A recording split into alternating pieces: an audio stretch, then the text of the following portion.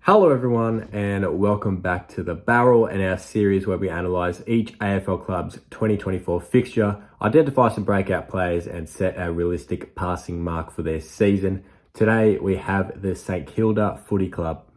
Ross Lyon made his way back to the Saints and the Saints made their way back into the finals. Although they lost, they had many weeks of consistent performance and their young crop who are going to be future superstars of the club showed plenty throughout the year. A lot of them could be genuine A-graders, which I'm very excited to see for the future. So the real question on everyone's lips is, can the Saints get back to the finals and possibly go a step further than last year? That's what we'll be answering today. So sit back, relax, and enjoy as we recap their 2023 season and see what 2024 holds for them. In 2023, the Saints finished 6th on the ladder with 13 wins and 10 losses. They had a fantastic start to the year. They were being compared to Collingwood as one of the best teams in the competition with their hot start. Faced them in gather round, but unfortunately lost to them by just the 6 points.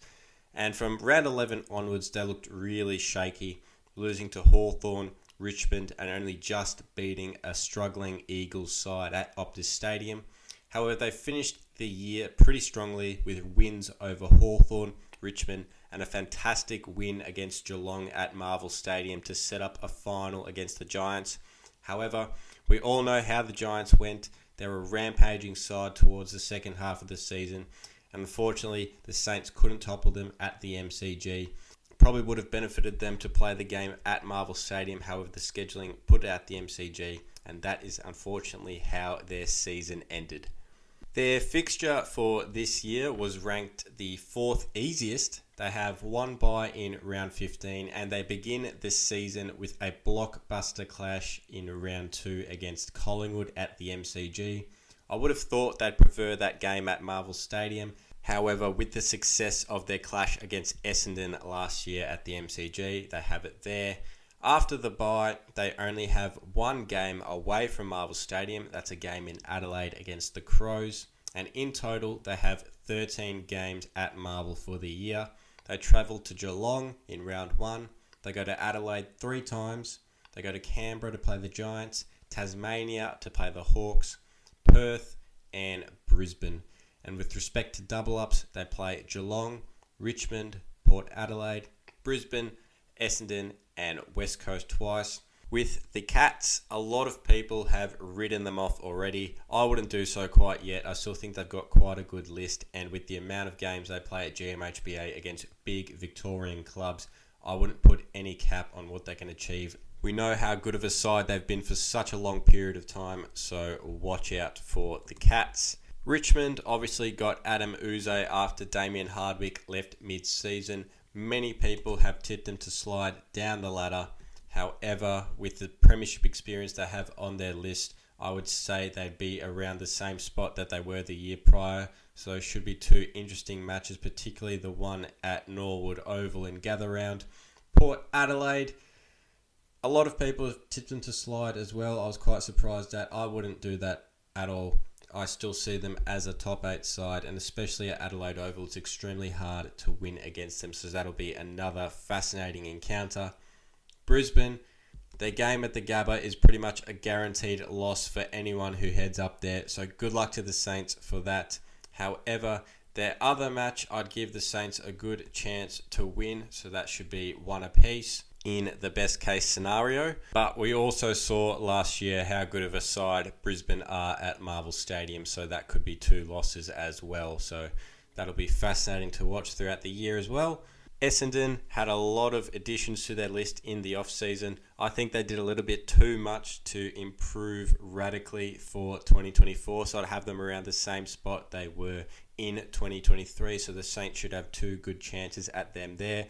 And finally, West Coast, who came off one of the worst seasons in AFL history. They should be winning both of those games if the Eagles don't improve massively, which I don't think that they will.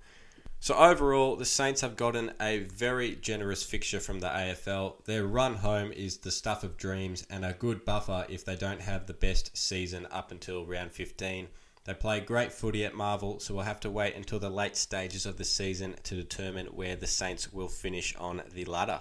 For some breakout players, I've listed 3 based on what I saw last year. Number 1, Max King. This kid was so exciting when he got on the park. However, he just couldn't get over his injury problems. If his brother up on the Gold Coast is anything to go by, he could definitely be one of the best key forwards in the comp. If he can stay healthy, he kicked 52 goals in 2022, so I would not put another campaign like that beyond him if all goes well this year. Number 2, we've got Mitch Owens. What a bull. Mitch has the capability of being one of the most exciting forwards in the competition as well as a gun midfielder. He's got strength, a massive leap, he's got speed, so he could dominate either position as I said. I have no cap on what Owens could accomplish next year. We saw glimpses of his domination, so expect him to take the next step. And finally, Marcus Windhagen. Similar to Owens, however played more across the half-back and as a tagger in 2023. There's been reports that he's had a massive preseason, so I wouldn't be surprised to see him break into the midfield full-time, while also potentially pinch hitting as a tagger if needed. Watch out, because he's a very exciting prospect for Saints fans. Now, with regards to a passing mark, they obviously came off a finals berth in 2023.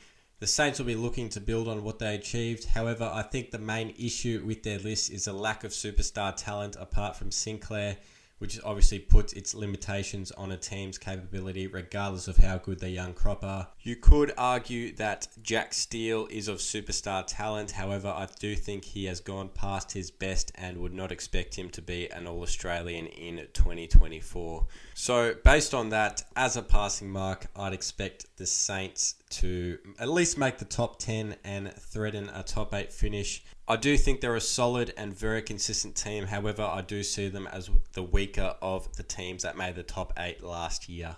Their forward line is led by Max King, mentioned before. They've also got Philippou and Higgins in that forward line as the small targets. Membry, if he can get in the park, obviously had terrible circumstances last year that caused him to miss that first final, is another solid, tall option there, with Mitch Owens and Butler rounding out that forward line as 2 explosive, speedy pressure forwards who definitely contribute strongly to that forward line. Mason Wood also had a fantastic year last year as another one of those tall options. You've got Cooper Sharman in there who pinch hit forward, had a great final against the Giants, and Caminiti, who played his first year last year. He was very solid as well. However, I'm not sure if he makes their final side with the options mentioned previously. They might be a bit ahead of him, but we'll see in round 1. Their midfield is extremely solid. Seb Ross in the middle, Ryan Marshall, one of the best ruckmen in the competition, with Steele and Crouch in the guts as well. You could have a number of pinch hitters in there. You've got Mitch Owens, Sinclair, and Windhagen as a tagger who could jump into the middle, so there's very good prospects there. Liam Henry, who came over from the Fremantle Footy Club, will likely play on the wing alongside Bradley Hill, who can run for years and has been playing for a long period of time, so brings experience to the club. Zach Jones is also another one who could make his way into the side at some stage throughout the year in that midfield, so I wouldn't be surprised to see him in there. The backline is led by the main 2 men, Callum Wilkie and Jack Sinclair.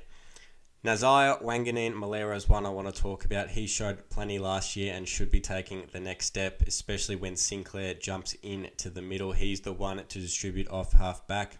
Liam Stocker also had a very underrated last year, I think. Josh Battle is a very solid option. So is Jimmy Webster and Cordy. So they do have that start quality down back, with plenty of youngsters to potentially develop further and be another very solid option to support those 2. They haven't really got any weakness around the ground, as I said. However, I do think that their main limitation is the lack of superstar A-grade quality. I see Owens, Windhagen, King, and Nazaya Wanganeen-Malera getting to that stage. However, currently, I would only classify Jack Sinclair, Rowan Marshall, and possibly Callum Wilkie as absolute superstars in their team. So I'm very intrigued to see how the Saints go in 2024. Can Ross the Boss guide them back into the finals, or will the strong competition around them be too strong to overcome? That's all I have We'll have a best 22 video in the description for an idea of who we have making their final team. And that'll do it. Join us next time as we analyse the Sydney Swans for season 2024. Thank you for watching and goodbye.